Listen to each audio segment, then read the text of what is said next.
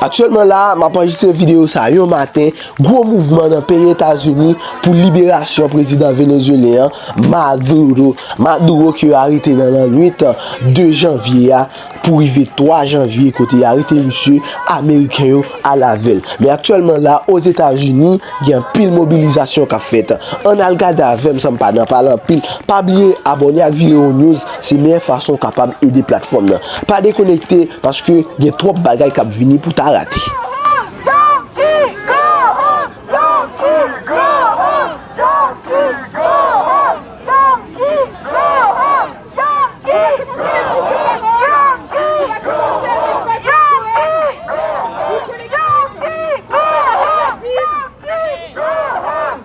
Chers amis, chers camarades, merci d'être tous et toutes présents. C'est un honneur pour moi de commencer ce rassemblement avec cette prise de parole. Une prise de parole qui rappelle de très vieilles histoires en Amérique latine. On disait avec nos camarades de Dante Stan de la CAF, l'Association des citoyens argentins en France, on le disait aussi avec l'Association des ex-prisonniers politiques chiliens, avec les Brésiliens, avec toutes celles et tous ceux qui ont connu dans les années 70, 75, ce qu'on a appelé le plan Condor. Un plan pour renverser tous les pays démocratiques d'Amérique latine. Et bien aujourd'hui, Trump, non seulement il met en place un nouveau plan Condor, mais en plus, il va directement intervenir dans les pays d'Amérique latine. Cela dit, aujourd'hui, l'Amérique latine, elle est menacée, mais l'ensemble des pays du monde entier sont menacés. L'Amérique latine est menacée parce que l'Amérique, les États-Unis, le capitalisme américain a toujours considéré que c'était une chasse gardée, a toujours considéré que cet endroit était le sien et était où il fallait piller les ressources et puis laisser pourrir la vie des gens. Nous sommes ici pour dénoncer non seulement l'attitude impérialiste des États-Unis, non seulement pour dénoncer cette agression qui est inédite dans son genre, prendre comme ça un chef d'État, le kidnapper et le ramener chez soi, de mémoire, on n'a pas vu beaucoup, en tout cas par le premier État du monde, la première force politique internationale dans le monde.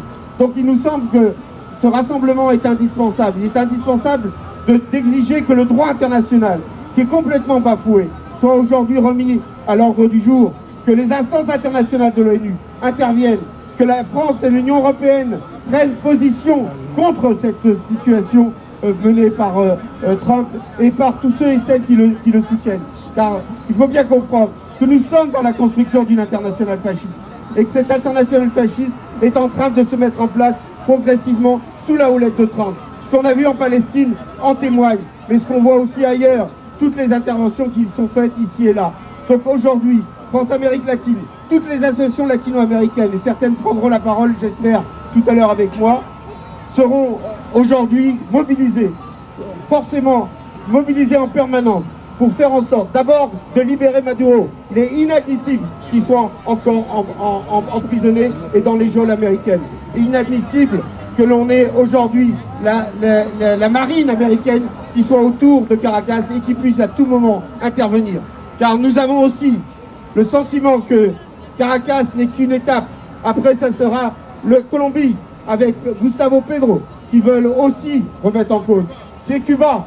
C'est l'ensemble de toute l'Amérique latine qui, après Milei, après l'Équateur, après tous les pays qui sont aujourd'hui sous dictature, le Salvador et ailleurs, eh ben, on peut avoir une sorte de chaîne, de mise en chaîne.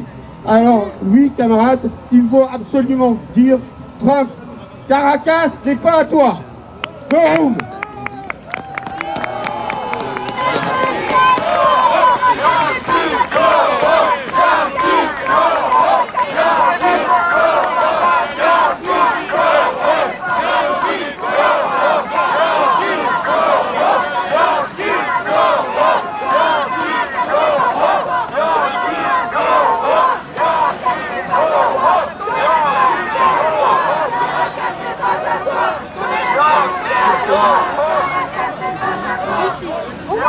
Avec le collectif Cœur à la Guerre, et c'est Laura de Stop Armée d'Israël qui va parler pour le collectif Cœur à la Guerre.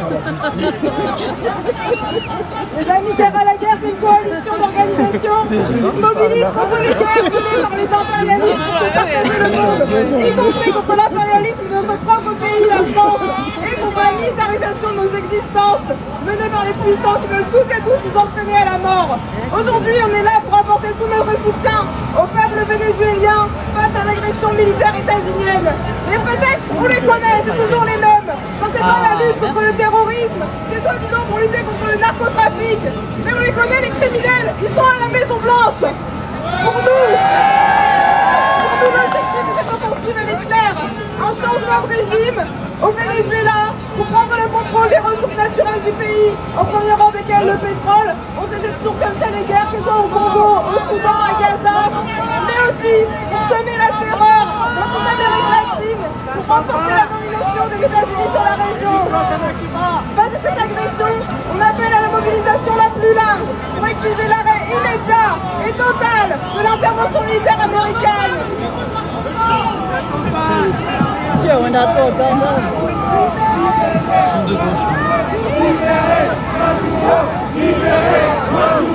Libérez Maduro! Libérez Maduro! Libérez Maduro! Libérez Maduro! Libérez Maduro!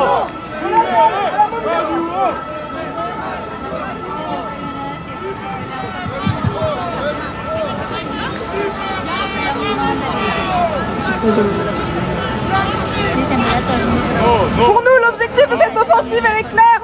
Un changement de régime au Venezuela afin de prendre le contrôle. N'importe quoi. Ouais, plus de micro là. Ah, merci. Merci.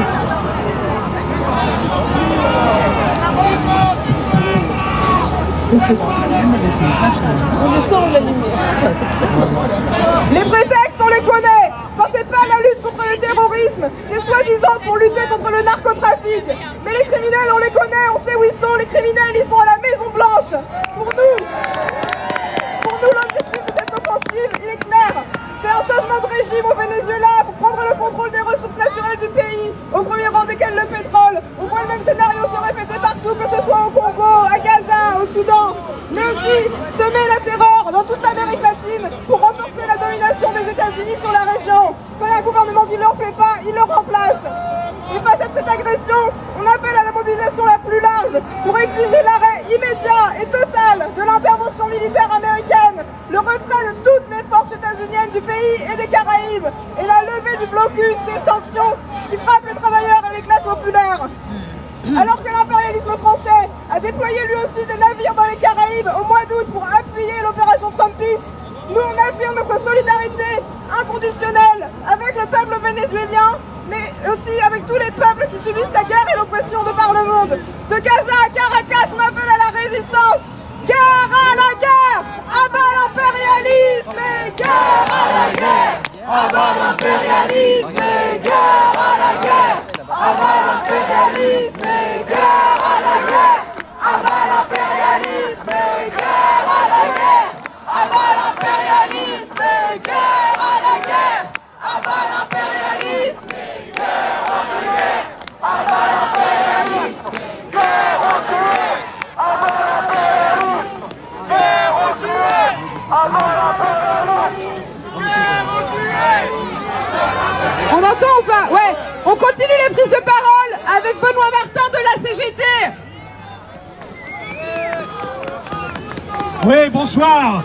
Quel acte vraiment agressif a eu lieu la nuit dernière avec... C'est bon. Ça marche pas, putain! Ça marche pas! Ça marche pas bien, mais ça marche pas bien. Non, t'as des mecs de l'autre côté de la place. Ça revient? Ouais. Donc la CGT ce matin, dans un communiqué, a dénoncé l'agression des États-Unis perpétrée au Venezuela avec ces bombardements, cet acte de guerre et cet acte également en violation complète avec le droit international qui consiste à bombarder un pays et à enlever son chef d'État. Vous n'entendez pas? Non. Bien. Et donc, par contre, le Quai d'Orsay a mis beaucoup de temps à réagir aujourd'hui. Hein. Et donc, pourquoi est-ce que la CGT s'intéresse à ces questions internationales? Eh bien, c'est parce que, par essence, depuis le début, le syndicalisme est internationaliste et nous disons notre solidarité avec le peuple du Venezuela. Nous affirmons que le droit international doit être respecté. Agresser militairement un autre État, ce n'est pas dans le respect du droit international. Et donc, il faut revenir à des notions de base. La justice, sans justice, il n'y aura pas de paix.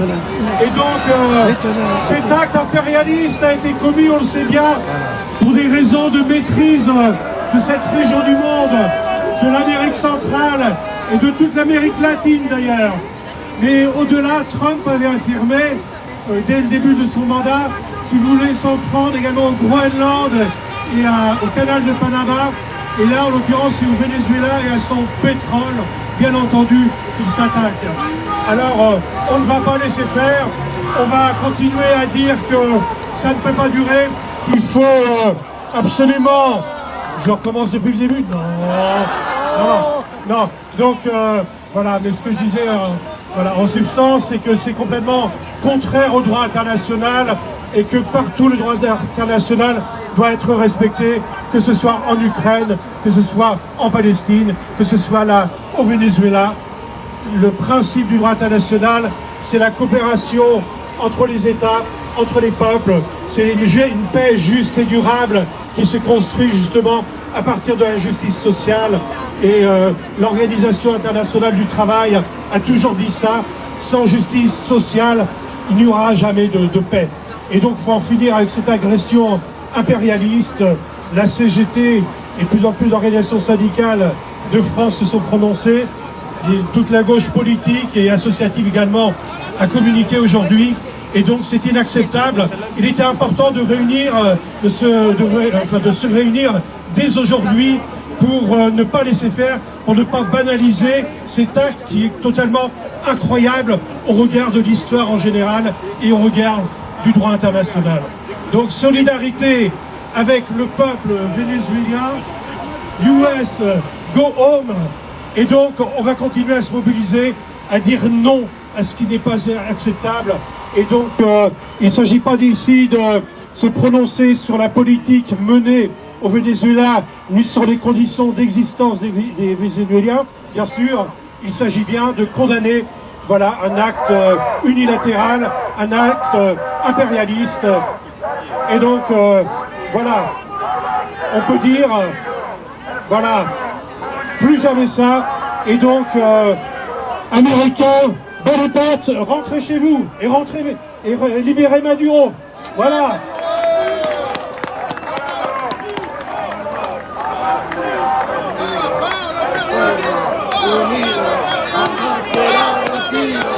El pueblo unido jamás será vencido. El pueblo unido jamás será vencido. El pueblo unido jamás será vencido. El pueblo unido jamás será vencido. L'Union syndicale solidaire a pris position dès aujourd'hui pour condamner l'agression militaire des États-Unis contre le Venezuela, qui nous rappelle plusieurs années en arrière les changements de régime qui étaient orchestrés par les États-Unis pour servir leurs intérêts. Aujourd'hui, les États-Unis ne se cachent même plus, ils revendiquent au grand jour cette agression militaire, l'enlèvement du président du Venezuela et de son épouse. Personne n'est dupe. Nous savons très bien que la lutte contre le trafic de drogue n'est qu'un prétexte et que les véritables intérêts sont de faire main basse sur les ressources importantes du Venezuela et d'installer un régime qui soit le soutien des intérêts des États-Unis. Partout dans le monde, les puissances impérialistes, comme en Ukraine avec la Russie ou en Palestine avec Israël, gouvernées par des gouvernements d'extrême droite, mènent des agressions armées. Nous ne pouvons l'accepter. Ce qu'ont fait les États-Unis aujourd'hui, c'est le retour de la loi du plus fort pour gouverner le monde. La réaction du gouvernement français est indigne. En prenant connaissance de la réaction de M. Barrot, j'ai lu les deux premières phrases, j'ai lu un peu vite. Il condamnait une atteinte à la souveraineté du peuple vénézuélien J'ai cru qu'il condamnait Donald Trump. Il condamnait en fait Nicolás Maduro dans une forme d'inversion des responsabilités. La diplomatie française est en dessous de tout. Elle devrait agir avec force pour condamner cette agression qui viole toutes les règles du droit international. Aujourd'hui, nous savons très bien, puisque nous sommes en lien via le réseau international de syndicalistes, de solidarité et de lutte avec des camarades dans des organisations de travailleurs et de travailleuses au Venezuela qui sont en lutte depuis des années contre le régime de Maduro. Nous savons très bien qu'évidemment il y a des mobilisations et encore plus de 50 organisations vénézuéliennes avaient appelé à une mobilisation le 15 janvier prochain pour des salaires dignes de ce nom, pour leurs pensions, pour la défense des libertés syndicales. Mais nulle part les bombes et les interventions militaires n'ont amené plus de démocratie et plus de progrès social. L'Union syndicale solidaire sera donc dans toutes les mobilisations dans les prochains jours et les prochaines semaines pour que cessent ces interventions militaires et pour que le peuple vénézuélien et que les travailleurs et travailleuses du Venezuela puissent décider librement de leur avenir sans tomber sous le joug de Donald Trump et des États-Unis.